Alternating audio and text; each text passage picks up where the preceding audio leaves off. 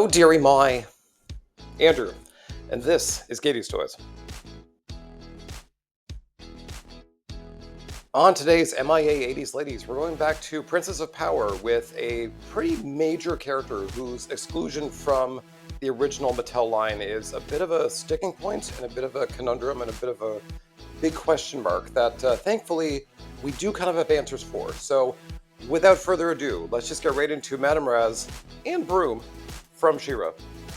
We've already discussed sort of the history of the Princess of Power toy line. You can sort of definitely check out other videos there where I will spare you me bumbling through that again here. However, there's sort of 2 points I'd like to make prior to talking about Razz specifically. The first being, again, as I mentioned before, while Filmation kind of had a bit of a understanding that they had to put Princess of Power toys almost clumsily sometimes into the cartoon, that pipeline was strictly one way. Largely, if they chose not to make cartoon characters, they didn't have to.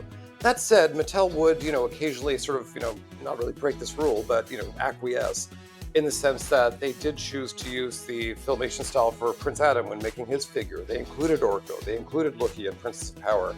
It wasn't sort of off limits, but it was definitely more on the rare side because there really was a deviation between the cartoon and the toy line for both Masters and Princess of Power. The second point is really much more pertinent to Madame Razz in the sense that, She-Ra has what I kind of tend to call the power of two. Anything He-Man had, She-Ra kind of had it in, spades. So basically, he had a power sword that transformed him into He-Man. She-Ra had that, but also the sword could transform into literally anything she wanted. He had a talking steed. She had a talking steed. However, that steed could also fly. He-Man had a hot ginger lusting after him. She-Ra's like, hey, I got two. Because the House of Randor certainly had a type. One thing that was very obvious between the two of them is that, He-Man had a kind of floating, flying, bumbling little sorcerer named Orko. She-Ra was like, hold my beer. She had a cowl, who was sort of a small, diminutive character who was a little bit of a worrywart and, much more of an annoyance than anything. But very importantly, did know She-Ra's secret, much like Orko knew He-Man's.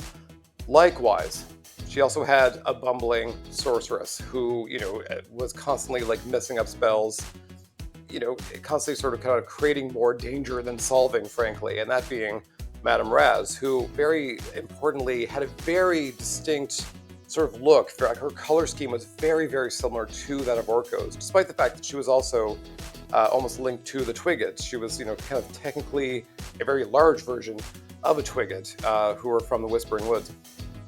As I mentioned before, the sort of, the initial concept of the toy line and the Filmation cartoon, the stories varied very drastically. Madame Razz was not originally conceived of within the original pitch. She wasn't in that sort of very kind of girly tutus, high fantasy world that the toy line had initially built. However, she was created for the Filmation cartoon, and once again, very clearly kind of modeled after Orko. That said, she was certainly someone who became a major character, and you would see magazines, storybooks, certainly, kind of swerve away from the high fantasy original concept of She-Ra and get in line more into the Filmation. So you would see Madame Razz appear much more in ancillary media. I feel like there's a few reasons for this. One being, again, the style. She was a very different kind of character. A lot of the, She-Ra heroes, allies, even villains had, let's call it the Betty and Veronica kind of body. Everyone had that exact same bod. And, Madame Razz was a complete swerve. Just a big grandma, big boob, big butt, busty lady. So, she was sort of like visually much more striking on the page, on the screen. Likewise, and perhaps most importantly, is that, like Orko, the sorceress, Man-at-Arms, She-Ra did have a small little cadre of people who did know her secret identity as a Princess Dora and She-Ra.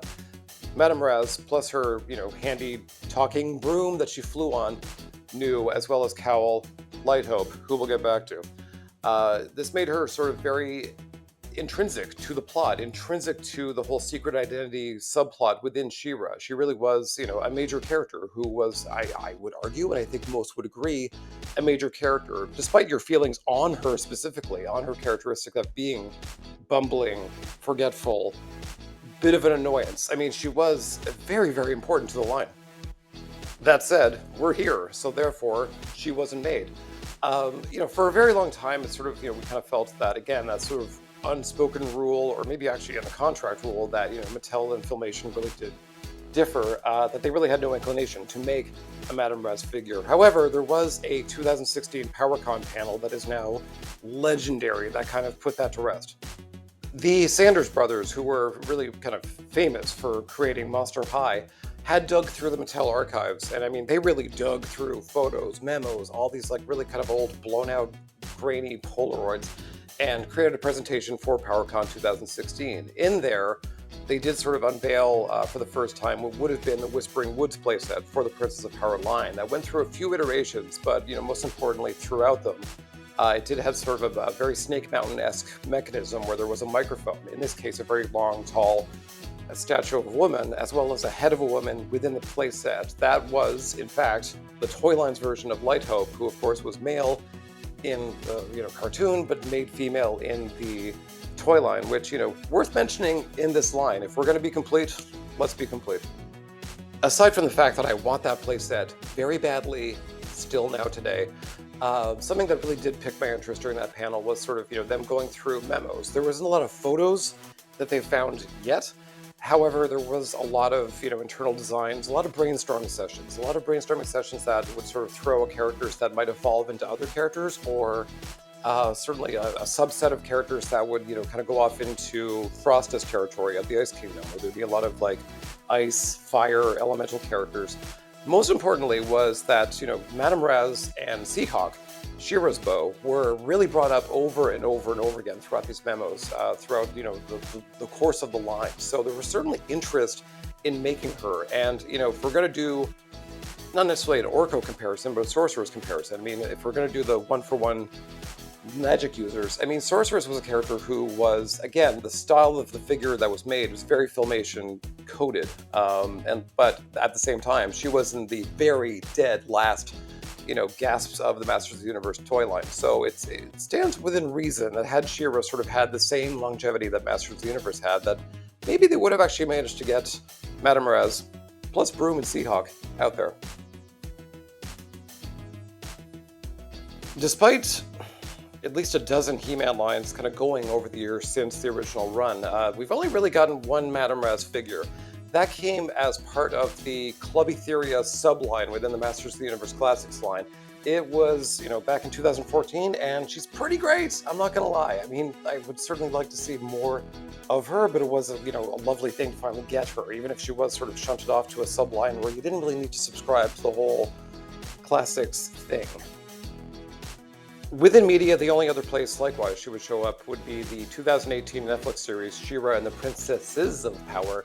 In that, she was still very much a kind of forgetful, little bit bumbling character, but much more kind of mystical and mysterious and a little sinister on the side. So certainly a character I quite liked in that, and certainly one more, much more interesting, I think, than the original version, if we're being honest here. As for her future, time of recording, I am just, a few weeks shy of San Diego Comic-Con 2025. So maybe she might appear in the, Origins cartoon collection line. It would be a great place for her. I think it would be the most likely place for her to appear. It's one where, they still got quite a few, waves of figures to sort of announce, especially during She-Ra's 40th anniversary, which is kind of technically this year. So this video might be outdated before it even, gets published, but we'll see. I mean, I think, I would keep your eyes to the skies. If you're going to see another version of her, that's where. That said, if you do want to include her in your vintage line, there is a great avenue. So I've mentioned, Gary Anderson's customs. I've talked about Adam's customs before. Both of these have made Madame Razz figures, and I've literally had them both, and they're incredible. So it's one of those things where if you want a high quality version that would sort of fit seamlessly into your vintage line, give them a call. I'll link them below. And since we're here, and for completion's sake, I mean, I will mention there's other characters like these customizers do, like, say, Huntara or Granita, who have, since made their way into Masters of the Universe Classics. Again, could show up in the cartoon collection, but certainly, maybe not deserving of their own video, but definitely characters that are sort of fan favorites and ones that we would love to see. But, I mean, barring that, this will about, be the end of my, coverage for Princess of Power and, Madame Razz specifically. Um, Great line. It's one of those funny things where I didn't think I would actually have that much to talk about with Princess of Power, considering it is such a like female heavy line in the way that Masters of the Universe was male heavy. So, but a lot of fun, interesting bits here. I mean, if you want to go search down that panel from 2016 with the Sanders brothers, there's a lot of really great information there. So I would certainly recommend looking that up. But likewise, I thank you for watching, for subscribing, for liking, for commenting, for all those YouTube things. And I will see you next time on MIA 80s Ladies.